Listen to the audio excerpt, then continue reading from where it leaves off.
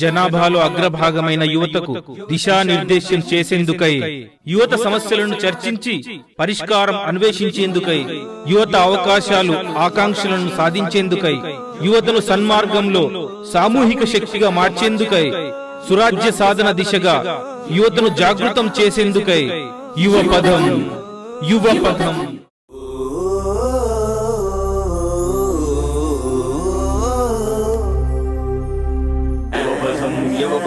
యువపథం యువపథం యువపథం యువపథం యువపథం యువపథం వందే యువపథం. కోరికలే గుర్రాలు గుర్రాలు, ఇది పాత మాట. కోరికలే ఫ్లైట్లు రాకెట్లు, ఇది కొత్త మాట. ఖర్చు తడిసి మోపడవుతుంది మామల కల్లో పెట్టు నీ మనసుని. జోకర్ అవుతావు సుమా, credit cards debit cards, costly life mostly knife.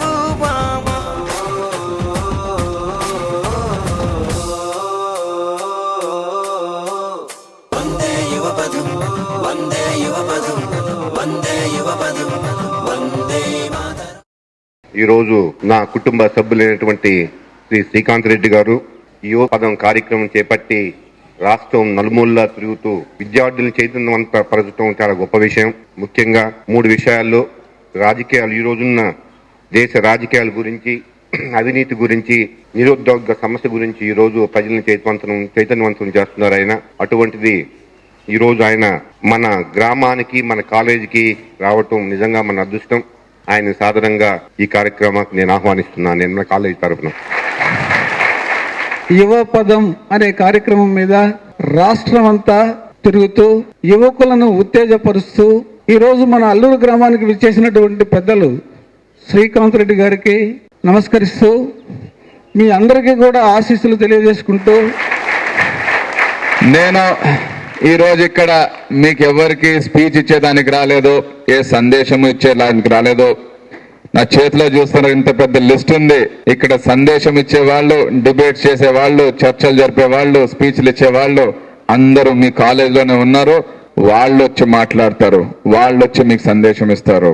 మన రాష్ట్ర జనాభా 8 కోట్లు అయితే మన దేశ జనాభా 120 కోట్లు.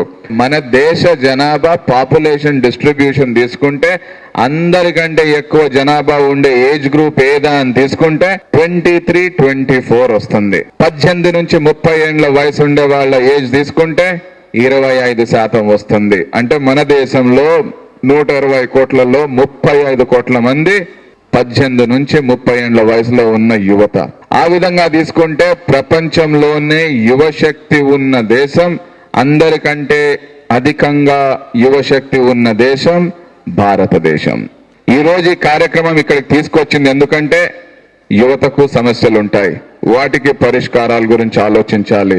సమాజంలో, ప్రభుత్వంలో, అన్ని వ్యవస్థల్లో, అన్ని ప్లాట్ఫామ్స్ మీద కూడా యువత గురించి, వాళ్ళ సమస్యల గురించి, వాటికి పరిష్కారాల గురించి చర్చ జరగాలి. వాటికి ఒక షార్ప్ ఫోకస్ తీసుకొని రావాలి. మీరందరూ డిగ్రీలు చదువుతున్నారు, డిప్లొమాలు సాధిస్తున్నారు, పీజీ కూడా చేస్తున్నారు. ఇవన్నీ అయిన తర్వాత మీరు మంచి పౌరులుగా ముందుకెళ్ళి ఏదో ప్రొఫెషన్లోనో, ఉద్యోగాల్లోనో, వ్యాపారాల్లోనో చేరి అభివృద్ధి చేయాలి, దేశం నిర్మించాలి.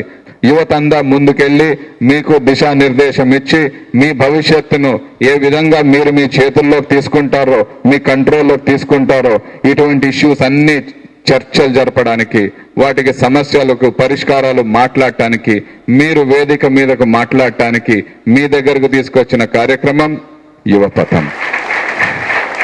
రాజకీయాలు, ఉద్యోగ అవకాశాలు ఇంకా ఇంకా మనకు తెలియాలంటే ముందు మనం ఫస్ట్ స్టేజ్ని గుర్తించుకోవాలి కదా.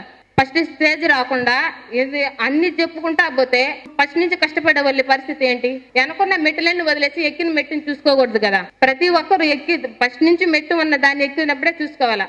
సపోజ్ ఒక విద్యార్థి ప్రజెంట్ అల్లూరులో వాళ్ళ ఫాదర్ మెంటల్ అని తిట్టారని ఆ అబ్బాయి స్కూల్ మానేసేసాడు. మానేసి ఇప్పుడు మెకానిక్ గా జాయిన్ అయ్యాడు. ఒక 10 సంవత్సరాల పోతే అబ్బాయి యూత్ అవుతాడు. కానీ అప్పుడు అబ్బాయి ఆలోచన ఆ విధంగా ఉండదు, పానుపోరాకుండా ఉంటుంది, సినిమాలు చూడటం ఈ విధంగా ఉంటది. అప్పుడు యూత్ అక్కడ చెడిపోతుందా లేదా? తప్పకుండా చెడిపోతుంది. మనలాంటి వాళ్ళు చెప్పినా కానీ వినరు. అలాంటిది ఏజ్. అందరూ క్లాస్ రూముల్లో ప్రతి ఒక్క విద్యార్థికి అన్ని తరఫున క్లాసులు జరిపించుకోవాలి. ఒక శారీరకంగా గాని మానసికంగా గాని ప్రతి ఒక్క విద్యార్థికి ఎడ్యుకేషన్ చాలా ముఖ్యం. చదువు కాడి నుంచే ప్రతి రాజకీయం గాని ఉద్యోగ అవకాశాలు గాని లంచం గాని ప్రతి ఒక్కటి అక్కడే స్ట్రెచ్ అవుతుంది. లక్ష్మి 2 ఇష్యూస్ గురించి మాట్లాడింది. విద్యా వ్యవస్థల గురించి మాట్లాడింది.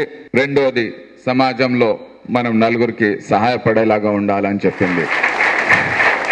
ముందుగా యువత రాజకీయం గాని బాగుంటే యువత అసలు రాజకీయాల్లోకి రావాల్సిన అవసరమే లేదు. కానీ మన రాజకీయం ఒక రొచ్చులాగా తయారైండటం వలన యువత ఖచ్చితంగా రాజకీయాల్లోకి రావాల్సిన అవసరం ఉంది.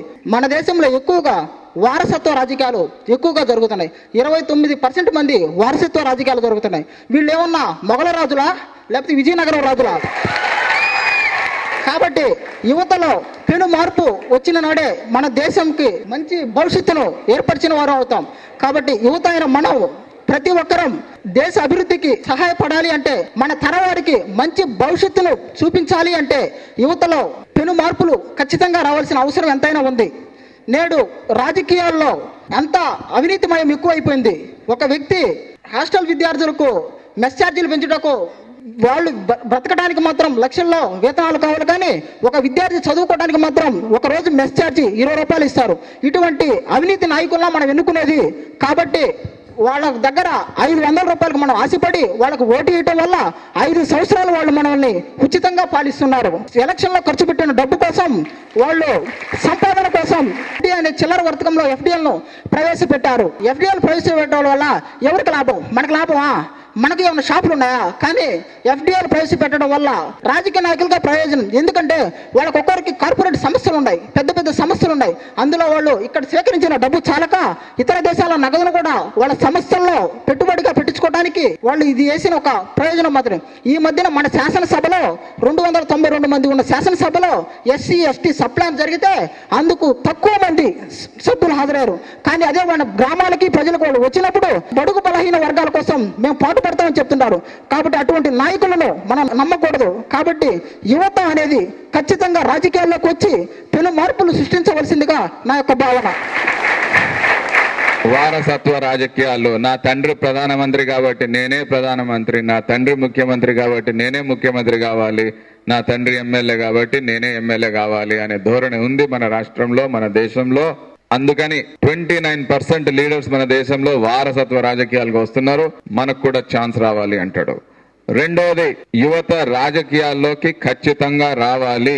ఎందుకంటే ఇప్పుడున్న రాజకీయ నాయకులు అందరూ అవినీతి పరులు. 500 రూపాయలు ఇచ్చేసి ఓటు వేయించుకొని పోతారు, మళ్ళీ 5 ఏళ్ళు కలపడరు.